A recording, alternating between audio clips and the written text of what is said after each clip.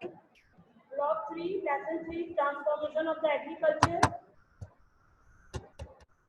At the middle of the 18th century, the nature of the agriculture had changed from food crops to cash crop. 18th century में जो खेती थी उसका जो खेती करने का जो तरीका था वो बदल गया था। फूड क्रॉप्स की बजाय कैश क्रॉप्स को उगाने पर ज़्यादा जोर दिया जाता था। East India company had territories in South India और साउथ इंडिया में जो उनकी टेरिटरीज थी जो उनके प्रदेश थे और बंगाल बिहार और उड़ीसा में भी जो उनकी टेरिटरी थी वहाँ पर द फर्टाइल रीजन बहुत सुटेबल फॉर द फूड। और ये जो स्टेट्स थे ये फूड क्रॉप्स के लिए सबसे बेटर सुटेबल स्टेट थे।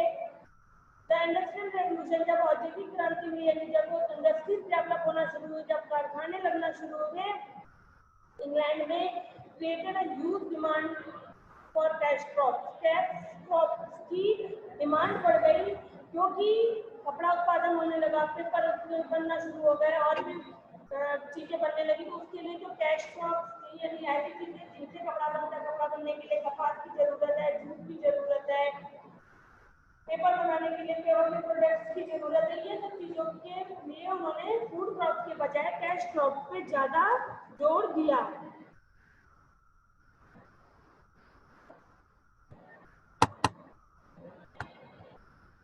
जूट, कॉटन, रबर, अफीम, दवाइयों के लिए अफीम का यूज होने लगा और इंडिगो माने नील कपड़ों को कलर करने के लिए नील की खेती करना शुरू करवाया जाने लगा।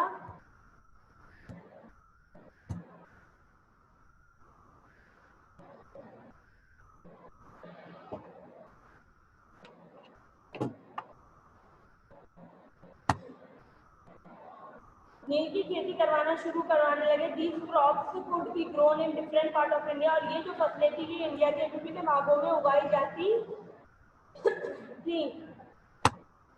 जैसे कि different parts of India jute Bengal में उगाया जाता था, चाय आसाम में उगाई जाती थी, गन्ना उत्तर प्रदेश यूनाइटेड प्रोविंसेस में उगाया जाता था, कॉटन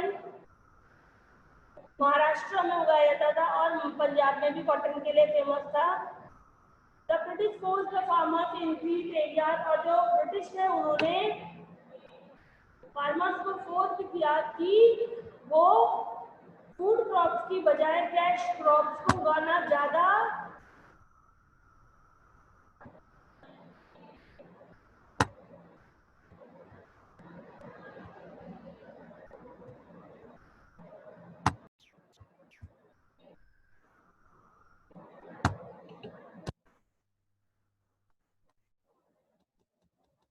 यानी हमने पढ़ा कि 18th सेंचुरी में जब खेती बदलना शुरू हुई तो लोगों को फूड क्रॉप्स के बजाय कैश क्रॉप्स को उगाने पर ज्यादा जोर दिया जाने लगा। ईस्ट इंडिया कंपनी ने साउथ इंडिया में जहाँ उसकी टेरिटरी थी बंगाल बिहार उड़ीसा और महाराष्ट्र जैसे प्रदेशों में भी लोगों को फूड क्रॉप्स के बजाय कैश क्रॉप उगाने पर ज्यादा फोर्स किया। जबकि इन क्षेत्रों में फूड क्रॉप्स के लिए सबसे बेटर सॉइल थी। और यूसी 18th सेंचुरी में ही इंडियन इंडस्ट्रियल रेवोल्यूशन स्टार्ट हुआ था। इंडस्ट्रियल रेवोल्यूशन औद्योगिक क्रांति यानी कारखानों का डेवलपमेंट स्टार्ट हो गया था और कारखानों में जो प्रोडक्ट बनना था उसके लिए जो कच्चा माल की आवश्यकता होती थी उसके लिए कैश क्रॉप पर जोर दिया जाने लगा।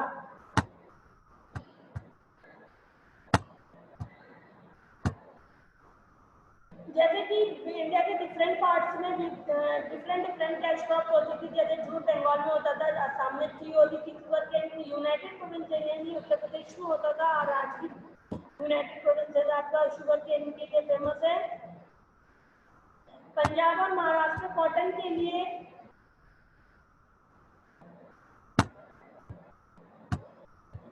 जो British the British force of farmers और जो ब्रिटिश थे वो फार्मर्स को कैश क्रॉप उगाने के लिए फोर्स करते थे और अगर उनमें से किसी ने मना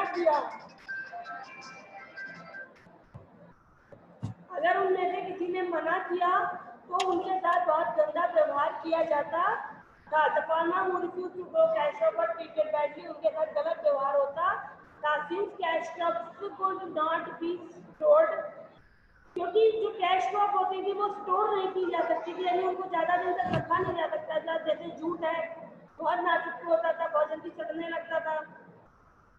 कॉटन भी है, उसको चूहे भी काट सकते थे और भी ज़्यादा नुकसान उसका होता था, कॉटन भी सड़ जाती थी।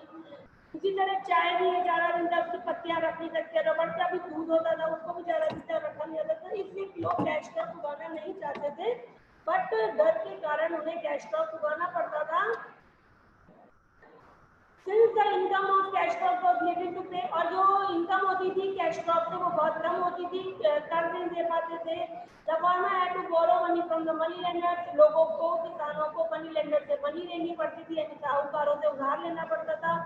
Unable to grow fruit crops, और वो फूड क्रॉप उगाने के लिए, खाद्यान्न फसलें उगाने में असमर्थ थे। सच है, द राइस बीट, अपने लिए भी वो गेहूं चावल नहीं उगा सकते थे। Farmer face severe food storage, उनके पास खाने की कमी होने लगी थी। ड्रॉट, फ्लड और अनफेयर लैंड रेवेन्यू बढ़ता जा रहा था, सूखा, बाढ़ और जमीन का जो वितरण था वो असमान था। ये सारी चीजें प्रॉब्लम जो थी वो बढ़ रही थी।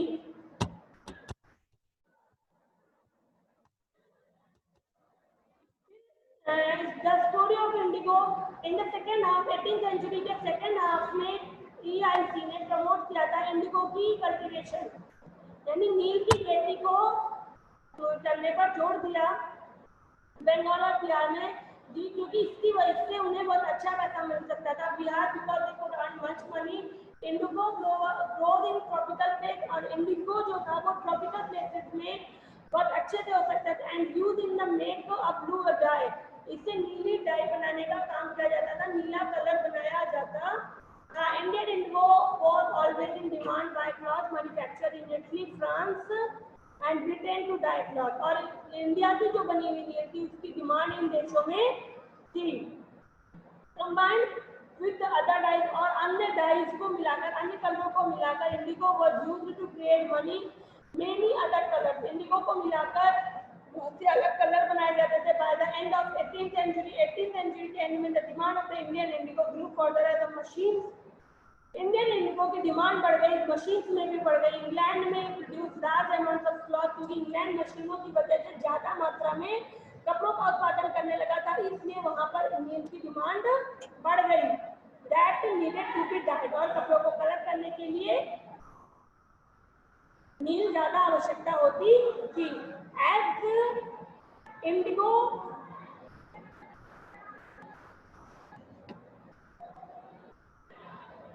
as the indigo trade increased,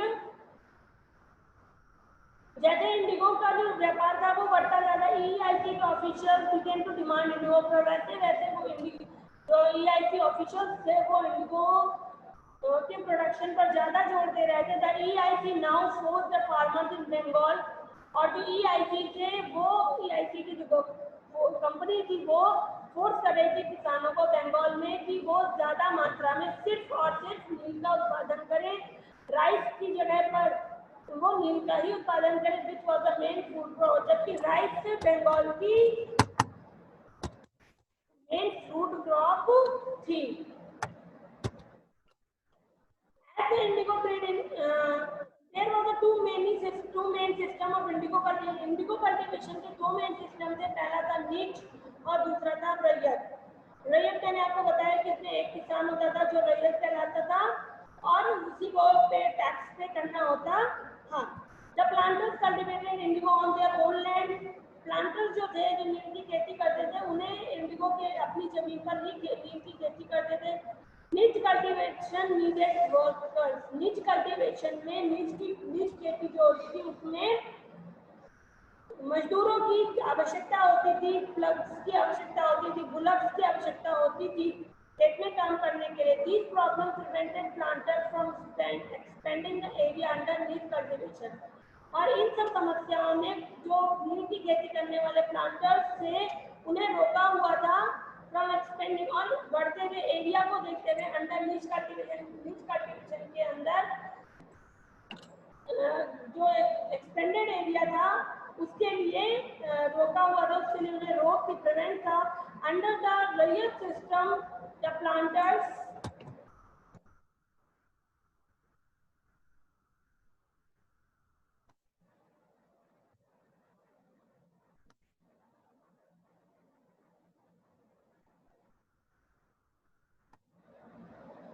अभी आपको बुक शेयर हो रही है ना, जो मैंने पेज टर्न किया, शिवानी दिख रही है?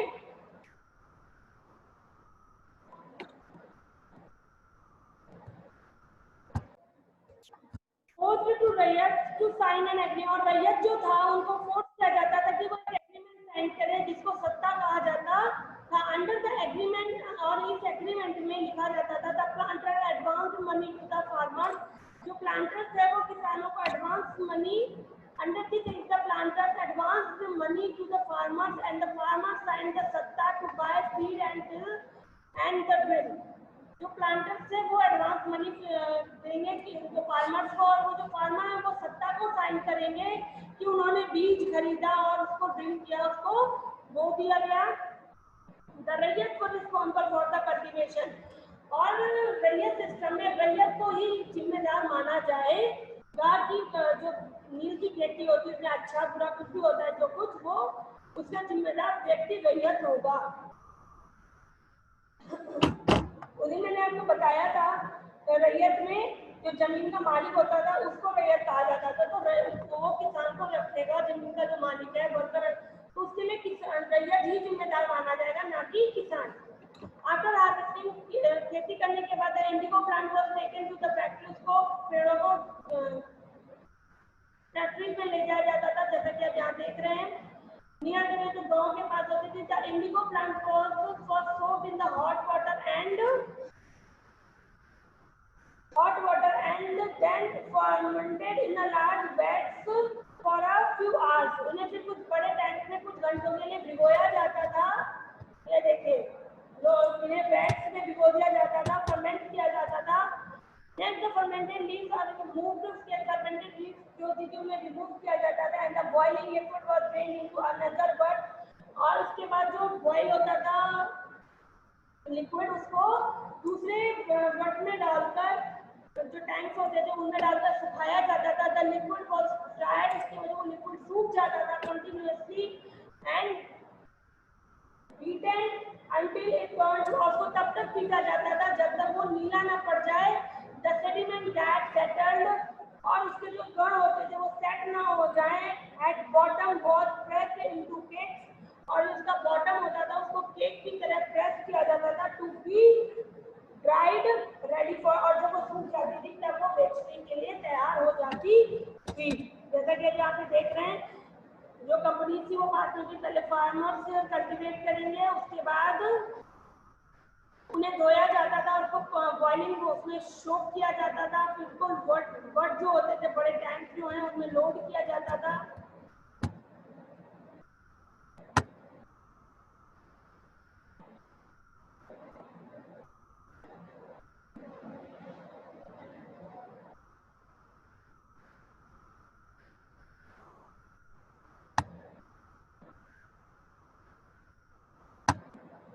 उसके बाद आप देख रहे हैं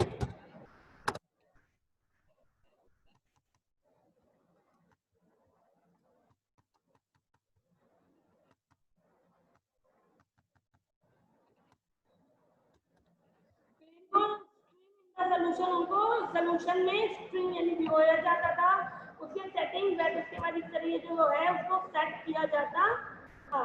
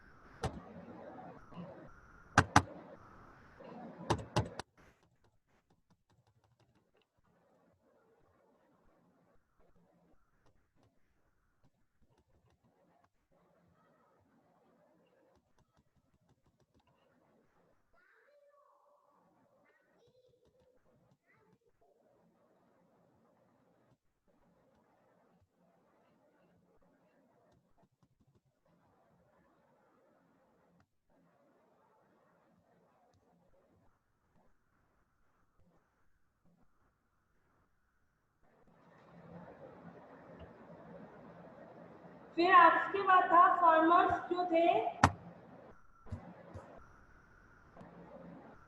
उनको बहुत जल्दी ये बात रियलाइज हुई that they were being exploited by the system, कि वो सिस्टम के द्वारा उनका शोषण किया जा रहा है।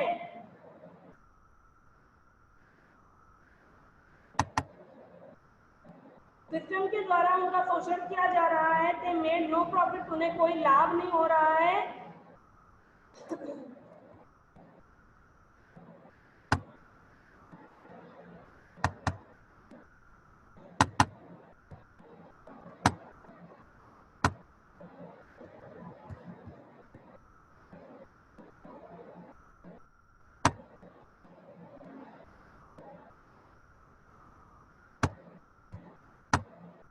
उन्हें कोई लाभ नहीं हो रहा है, तो उन्होंने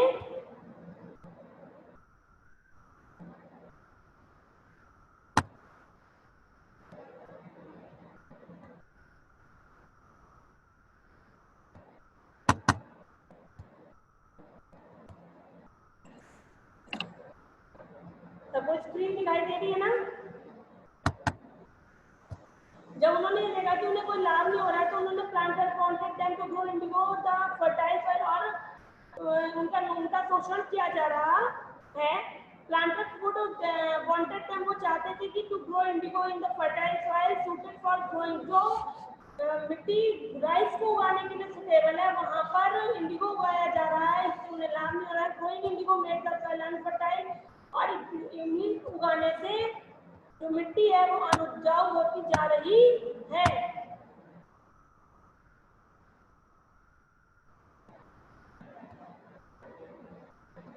अनुपजाऊ होती जा रही है। It was impossible to grow rice, और इसमें बहुत दिनों तक हम चावल नहीं उगा सकते। As a result food production decline, और इस वजह से धीरे धीरे जो फूड प्रोडक्शन था वो डिक्लाइन हो गया।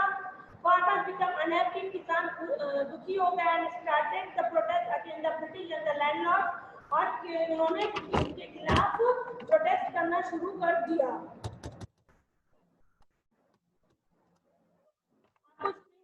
सामने इसे आप कर लीजिए। जैसा कि आपसे यहाँ क्वेश्चन में पूछा जा रहा है, in which part of India would have lived in indigo farmer, Bengal and Bihar. इसमें पूछा जा रहा है, as a farmer which crop would you prefer to grow on your farms, rice, और आई थिंक इसका आंसर मैंने लिखा दिया होगा, ये सारे मैंने करा दिए हैं। What problem would you face in cultivation indigo, as a निजी या रैयत? इसमें जाना निजी में आपका होगा, निजी में होगा, ठीक है। बाकी क्वेश्चन आंसर मैंने करा दिए।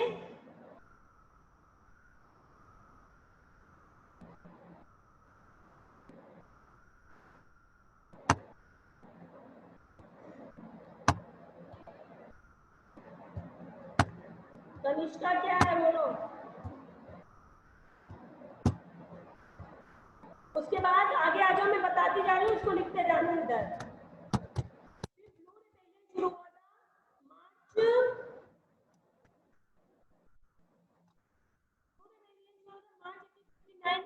हुआ था मार्च ने नील को उगाना शुरू कर दिया, मैं भी दिखा दे रही हूँ।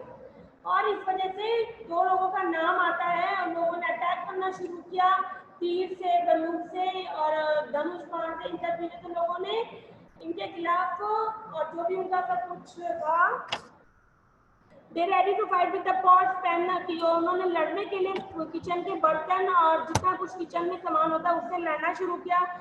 ये जो ब्लू रेबेलियन हुआ था, इसके दो लीडर थे, दिगंबर विष्णु, और जो दिगंबर और विष्णु विश्वास नाडिया के थे, और ये हाजी मल्ला थे चंदापुर के। इन्होंने इसके खिलाफ विद्रोह करना शुरू किया था। और इस रिवोल्ट के बाद से 1857 the British government did not want another rebellion। 1859 में ये रिबेलियन हुआ। 1857 में पहले स्वतंत्रता संग्राम हुआ था, जिसमें मंगल पांडे का नाम आता है। तो वो दूसरा कोई विद्रोह नहीं चाहते थे। The company official took step, उन्होंने इस ब्लू रिबेलियन के खिलाफ स्टेप उठाया, कदम उठाया, और जो इंडिगो डिस्ट्रिक्ट थे वहां पर उन्होंने स्टेप लिया। इंडिगो कमीशन वॉज सेटअप, और एक इंडिगो कमीशन बनाया गया, और फार्मर्स को सलाह दी गई should not be forced to grow. और फार्मर्स को कहा गया कि वो इंडिगो उनको नहीं उगानी है, उसके लिए उन्हें फोर्स नहीं किया जाएगा। By the end of 1860, most British planters had already started closing down factories और 1860 में ब्रिटिश प्लांटर जो थे उन्होंने फैक्ट्रीज को बंद करना शुरू किया और इंडिगो जो की खेती थी वो बंगाल में बंद हो गई। ओके, हो गया आपका ये। अब आप ये इसको डन कर दीजिए जल्दी से।